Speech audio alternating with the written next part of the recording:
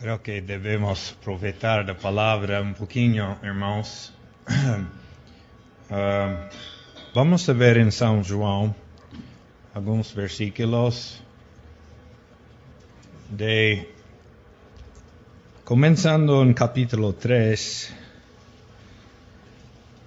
Quiero notar los versículos que falam do amor do Pai ao Filho. São 7. Capítulo 3 de São João, versículo 34. Perdão, tenho em inglês.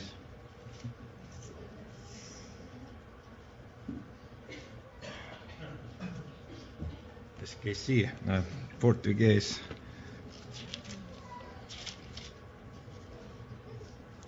São João, capítulo 3, 34. Porque aquele que Deus enviou fala as palavras de Deus, pois não lhe dá Deus o Espírito por medida. O Pai ama o Filho, e todas as coisas entregou nas suas mãos.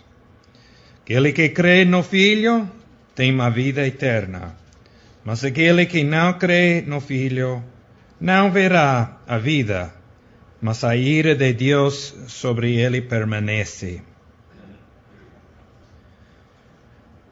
Temos meditado deste Evangelho de São João, como Deus manifiesta a si mesmo por Cristo Jesus. E muitas vezes consideramos o amor de Deus para nós. Mas também a Bíblia, em João, o Evangelho de São João fala do amor que Deus Pai teve a seu Filho. Deus não dá seu Espírito por medida. Este é porque Deus ama o Filho e pode abençoar. Nenhum homem aqui neste mundo merecia esse amor como Cristo. E esse abre as fontes de bênção, vida eterna. Capítulo 5, versículo 19. Mas Jesus respondeu e disse-lhes: na verdade vos digo que o Filho por si mesmo não pode fazer coisa alguma, se o não vir fazer o Pai. Porque tudo quanto ele faz, o Filho o faz igualmente. Porque o Pai ama o Filho e mostra-lhe tudo o que faz. E ele lhe mostrará maiores obras do que estas, para que vos maravilheis. Aqui temos uma combinação de duas coisas. O Filho não pode fazer nada por si mesmo. Esse não é fraqueza. Este é obediência perfeita. O Filho não podia actuar independente de seu Pai. Lembramos a história humana de Adão. Primeiro pecado. Adão actuou em independência de seu Deus. Cristo não. que é o resultado disso? O Pai ama ao Filho. Uma comunicação perfeita entre esses dois. O Pai, o Filho. Quantas vezes que o amor de Deus é impedido para nós por nossa culpa, por nossa ação em independência.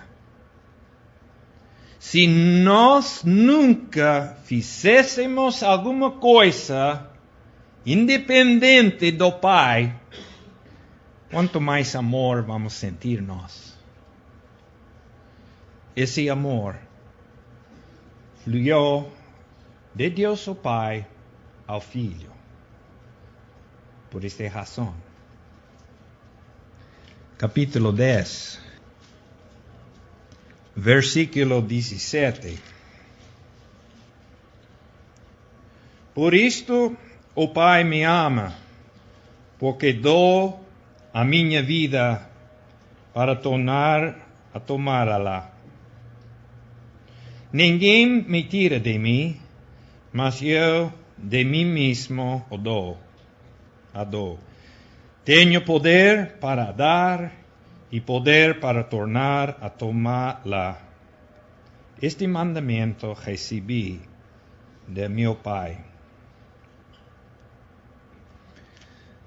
Aqui vemos o sacrifício voluntário que Cristo fez, ou ia de fazer. Dar sua vida. Como recipiente do amor do Pai, ele não foi egoísta, como se fala? Não quis receber esse amor por si mesmo sozinho. Ele queria compartilhar esse amor, essa vida que tinha recebido como humano aqui nesta terra, e então o sacrifício total. Gostamos da história de Abraão e Isaac, como Abraão também ofereceu a seu filho em obediência, só que para ele houve um substituto, mas para Cristo não. Então, o Pai amava a ele por esta causa, porque ele deu sua vida. Esse não foi um suicídio. Longe disso é. Um mandamento que recebeu. Uma ordem. Vemos quando o Senhor Jesus estava em Getsemane, os sentimentos que passou entre esses dois, o Pai e o Filho. Quando o Filho estava contemplando o abandono de Deus, ele não estava gemendo, orando por os sofrimentos físicos que ia de sofrer lá. Qual foi a coisa mais horrível para Cristo Jesus nesta noite? Romper a relação do amor que existia entre essas duas pessoas, seres, o Pai, o Filho. O Pai amava a ele por isso. João fala de que na epístola que nós devemos dar nossas vidas pelos irmãos também. Eu acho que vamos sentir o amor de Deus Pai a nós também.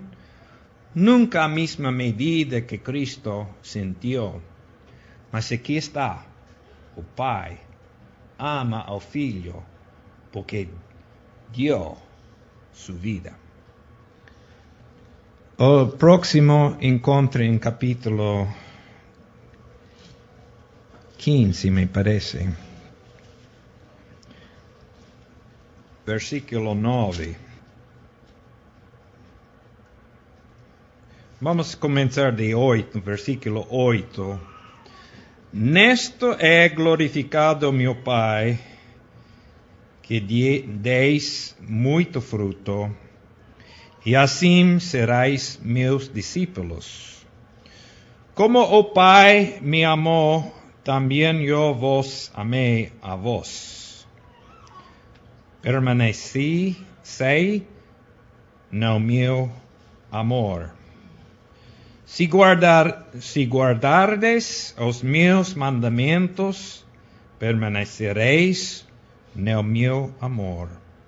Do mesmo modo que eu tenho guardado os mandamentos do meu Pai e permaneço no seu amor.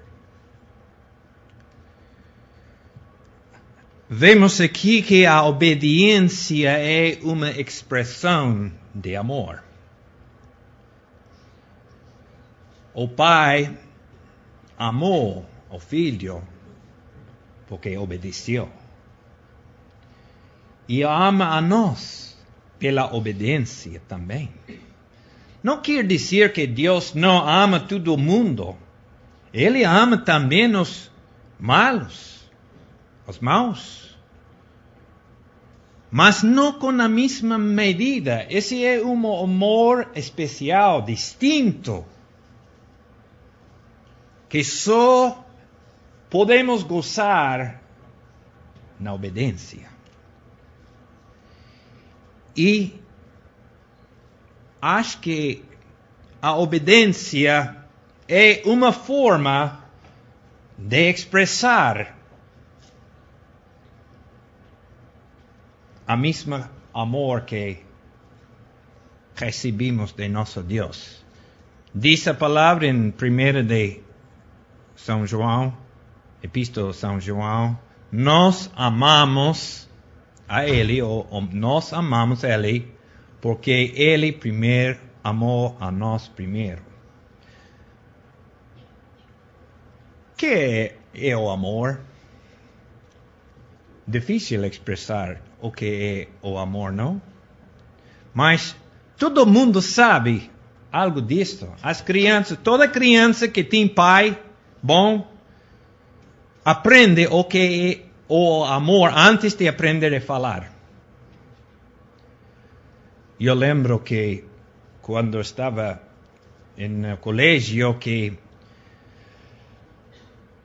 primeiro dia que me apresentei a uma classe de inglês, e não era o curso favorito meu, inglês, o professor nos pediu escrever um papel sobre amor.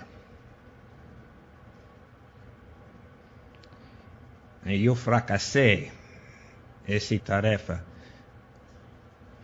Não sabia o que escrever.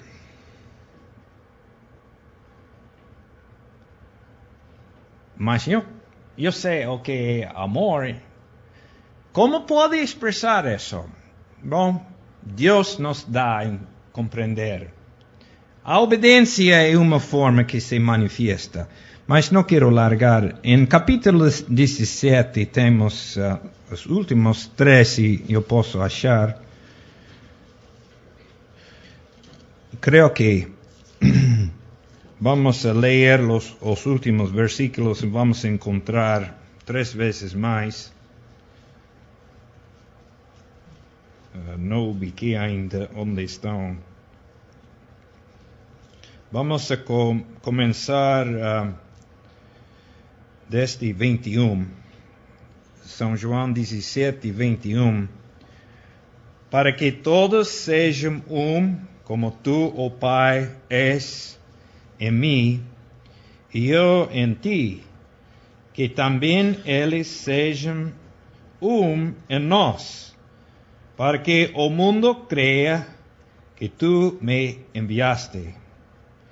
E eu dei-lhes a glória que a mim me deste, para que sejam como nós somos eu neles e tu em mim, para que eles sejam perfeitos em unidade, e para que o mundo conheça que tu me enviaste a mim, que os tens amado a eles como me tens amado a mim. Aqui está O Senhor Jesus está aqui orando antes de sua partida desse mundo, quando ia aos céus, a casa do Pai, para abrir morada lá, aos filhos de Deus. Então, antes que ele foi lá, orou por nós, porque não quis ir aos céus sozinho. Ele quis ter povo lá com ele. De outro jeito, irmãos, nunca teríamos possibilidade de entrar nos céus. Só por causa que Cristo orou e pediu, segundo sua própria vontade, e neste capítulo é o único lugar na Bíblia inteira onde Cristo expressou sua própria vontade. Ele falou, Pai, quero. E que queria ele? Nós, os filhos de Deus. Para quê? Para que participassem nesse amor. Igual como o Pai amou o Filho. Estava falando faz pouco tempo de como é difícil quando uno está sozinho. Quando eu vou de viagem, estou longe de minha família e não gosto de fazer isto muito, mas a vezes é necessário, e logo eu fico lá e preciso comer e vou ao restaurante, fico sentado lá, sozinho, a comida não tem bom sabor, o restaurante é de luxo e eu não gosto disso. Não posso, minha alma não posso gozar das coisas lá presentes porque estou sozinho. O Pai ia receber o Filho e o Filho diz, não quero ir sozinho. E pediu para nós, para ficarmos lá. Isso estamos esperando. Quando ele viesse, pronto será. E lá o amor, o mesmo amor que o Pai tem para com o Filho, e o que nós também vamos participar na casa do Pai. 14, versículo 24. Pai, aqueles que me deste, quero que onde eu estiver, também eles estejam comigo, para que vejam a minha glória que me deste, porque tu me has amado antes da criação do mundo. Novamente, expressa o amor do Pai ao seu Filho, eternos lá junto. Esse amor foi o mesmo amor que ele teve antes da criação do mundo. O mesmo. A mesma relação de amor que houve na eternidade passada é o que vai continuar, se podemos dizer em nossos termos, na eternidade futura, porque em realidade não existe duas eternidades distintas, é uma só. Mas nossa mente tem que pensar assim desde antes e depois no futuro. Esse mesmo amor é o que começou lá na eternidade passada e vai continuar. Só que eu vou estar lá, irmãos. E vocês muitos também. Podemos ver em Provérbios 8, um irmão citou esse versículo antes hoje. Podemos notar em Provérbios 8 disso. O conselho da sabedoria na eternidade.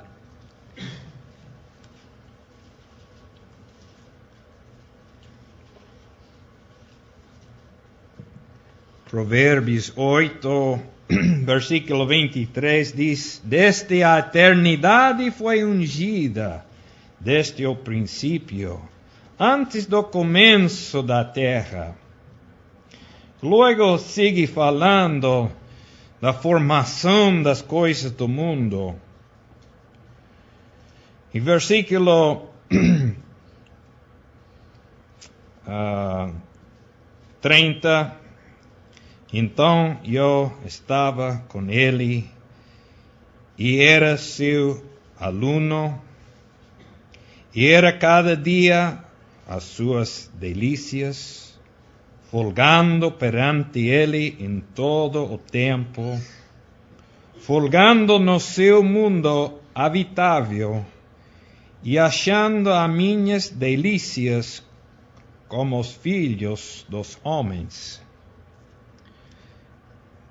Eu acho que este é o mesmo conselho da Deus desde a eternidade, de procurar ter filhos junto para apreciar esse amor junto. Foi impressionado esse fato em mim também, porque nós aprendemos essas coisas na experiência da vida, o amor. Me alegro quando vejo os jovens enamorados. É bonito, é bom, é de Deus. Existe uma ordem bom, correto, de enamorar, de mostrar esse amor. Sair fora deste amor que Deus pôs em nosso coração é o que arruina ou faz mal nosso conceito dessas coisas. E o mundo é tão fugido da norma que Deus nos deu em sua palavra do amor, que muitos não compreendem em verdade o que é o amor.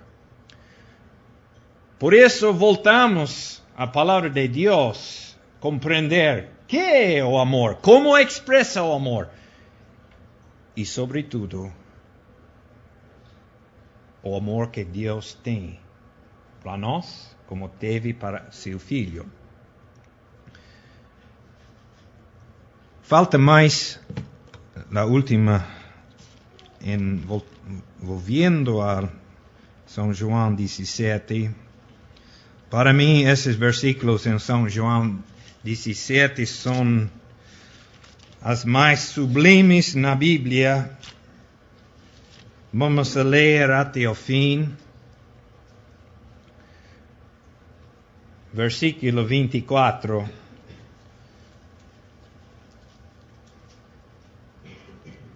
Pai justo, o mundo não te conheceu, mas eu te conheci. E estes conheceram que tu me enviaste a mim, e eu les fiz conhecer o teu nome, e lo farei conhecer mais, para que o amor com que me tens amado esteja neles, e eu neles esteja. Creo que esses versículos nos revelam algo do que vamos a gozar nos céus. Deus, Pai, e o Filho, não sendo contentos em gozar desse amor junto entre si, querem ter mais povo lá. Quando fazemos uma boda para nossa filha ou filho, é costume, é bom costume, de convidar muita pessoa. E se uma pessoa tem maneira para prover, pode convidar muito. Muitas vezes, por falta de recursos materiais, não podemos convidar muita gente. Mas quão bom é, e o normal, quando queremos gozar de um dia especial, mesmo que seja que só uma coisa de matrimônio terrenal, nesta vida natural, onde se expressa o amor, porque o amor é a base do matrimônio que Deus instituiu. Então, queremos convidar para que outros participem também disso. Claro, não no mesmo modo que os noivos, eles sim estão no centro desse dia especial. Estão unidos em um só, para viver suas vidas, dando testemunho da ordem que Deus nos deu. Começando uma família nova. E quando fazemos assim, é bom poder expressar esse amor a outras pessoas. Se quando é matrimônio, bodas de um rico ou uma pessoa, um rei, ou príncipe de rei, convida muitas. Então, acho que é bom.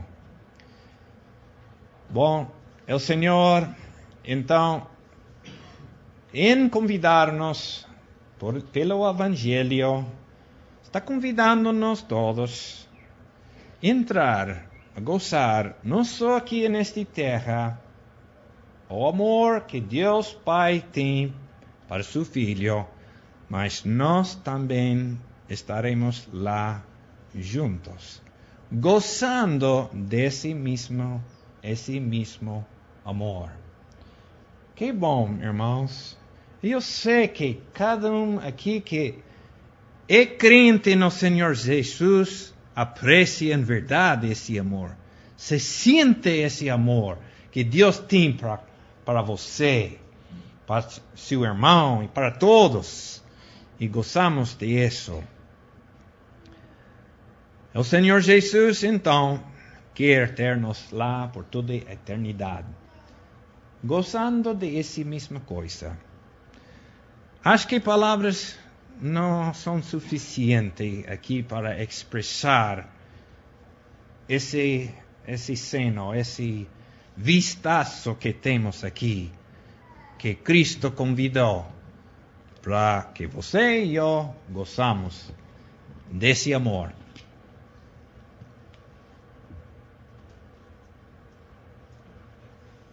Esse mesmo amor, porém com uma diferença grande, é que nós não somos obedientes e temos que aprender a obediência não como o Senhor Jesus. Aprendemos a obediência pelos nossos erros às vezes. E vamos ler o capítulo 12, versículo 1. Portanto, nós também, pois, que estamos rodeados de uma tão grande nuvem de testemunhas, deixemos todo o embaraço e o pecado que tão de perto nos rodeia e corramos com paciência a carreira que nos está proposta, olhando para Jesus, autor e consumador da fé, o qual, pelo gozo que lhe estava proposto, suportou a cruz, desprezando a afronta, e assentou-se à destra de Deus, do trono de Deus. Considerai, pois, aquele que suportou tais contradições dos pecadores contra si mesmo, para que não enfraqueçais, desfalecendo em vossos ânimos. Ainda não resististes até ao sangue combatendo contra o pecado. E já vos esquecestes da exortação que argumenta convosco como filhos. Filho meu, não desprezes a correção do Senhor, e não desmaies quando por ele fores repreendido, porque o Senhor corrige o que ama e açoita a qualquer que recebe por filho. Se suportais a correção, Deus vos trata como filhos, porque que filho há a quem o pai não corrija? Mas se estais sem disciplina, da qual todos são feitos participantes, sois então bastardos e não filhos. Além do que tivemos nossos pais, segundo a carne, para nos corrigirem, e nós os reverenciamos. Não nos sujeitaremos muito mais ao Pai dos Espíritos para vivermos? Porque aqueles, na verdade, por um pouco de tempo nos corrigiam, como bem lhes parecia, mas este para nosso proveito, para sermos participantes da sua santidade. E, na verdade, toda correção, ao presente, não parece ser de gozo, senão de tristeza, mas depois produz um fruto pacífico de justiça, nos exercitados por ela. Portanto, tornai a levantar as mãos cansadas e os joelhos desconjuntados. Fazei veredas direitas para os vossos pés, para que o que manqueja não se desvie inteiramente, antes seja sarado. Segui a paz com todos e a santificação, sem a qual ninguém verá o Senhor, tendo cuidado de que ninguém se prive da graça de Deus, de que nenhuma raiz de amargura, brotando, vos perturbe e por ela muitos se contaminem. Versículo 6 fala, porque o Senhor corrige o que ama e açoita qualquer que recebe por filho. Eu sei que é difícil nós vermos o amor na correção, na disciplina. É muito difícil. Como filho eu já tive que passar por isso, e como pai tive que ver os meus filhos sofrerem isso. No momento da disciplina não há prazer. E não é o prazer assim porque dói na criança, é porque no pai também não há prazer em disciplinar desse modo. Talvez, sendo pai, agora eu posso entender que dói mais para o pai a sova no filho do que no filho mesmo. Hoje eu vejo, olhando para trás, que talvez o meu filho não lembre de quase nenhuma das sovas que levou, em comparação da quantidade. Mas eu lembro de todas. Porque eu sofria mais do que ele, talvez. Ele era uma dor física. E eu, amando, querendo ensinar e sofrendo com isso. E uma coisa interessante que eu escutei, minha esposa comentando que quando o irmão dela apanhava, todas as irmãs fechavam o ouvido e sofriam porque ele estava apanhando. E isso faz pensar que, usando esse exemplo da família, que fala aqui, o Senhor usa esse exemplo na palavra, que quando nós éramos disciplinados por nossos pais, como eles bem entendiam, como bem lhes parecia.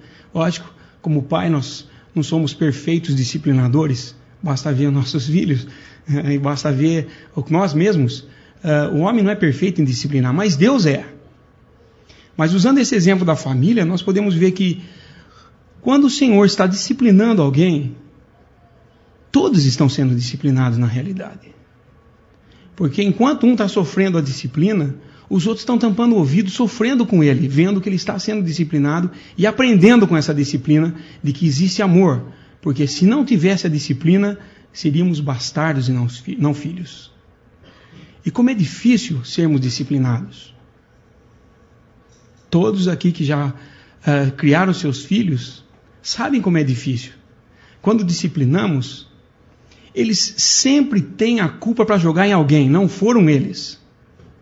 Mas não fui eu, foi tal, a culpa de tal coisa. Foi esse, ou foi aquele, fica aquele jogo de empurra, foi esse, não foi, eu não fiz, eu não sou culpado, o senhor está me batendo sem razão. Mas na realidade isso é a nossa natureza. Nós não gostamos de ser disciplinados. E isso começou já no Éden. A mulher que tu me deste, essa comeu e aí nós caímos.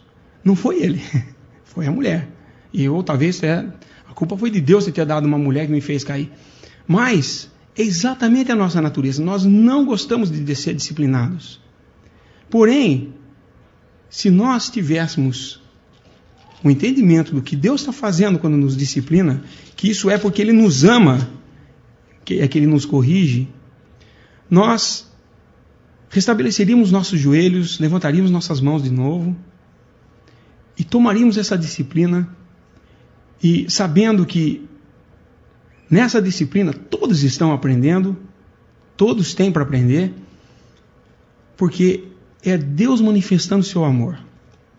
E em tudo isso, o versículo 14 e 15, segui a paz com todos e a santificação, sem a qual ninguém verá o Senhor, tendo cuidado de que ninguém se prive da graça de Deus, de que nenhuma raiz de amargura, brotando, os perturbe e por ela muitos se contaminem.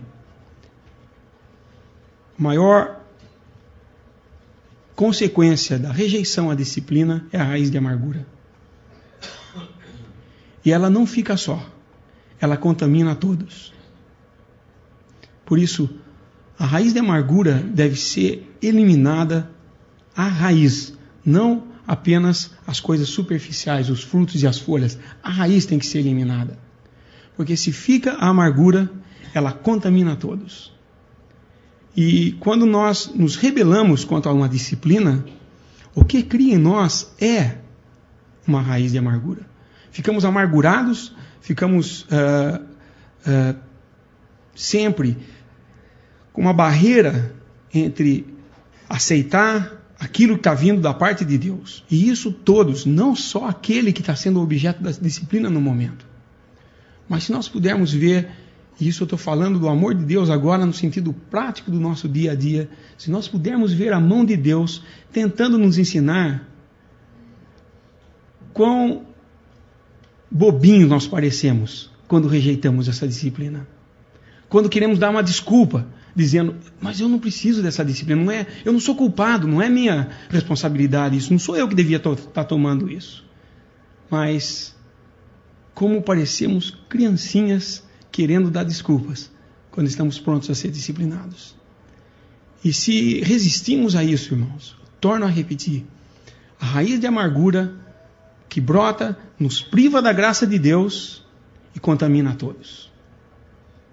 E é um privilégio sermos disciplinados por Deus, nosso Pai. Porque se nós não tivéssemos disciplina da parte dele, é porque nós não éramos filhos.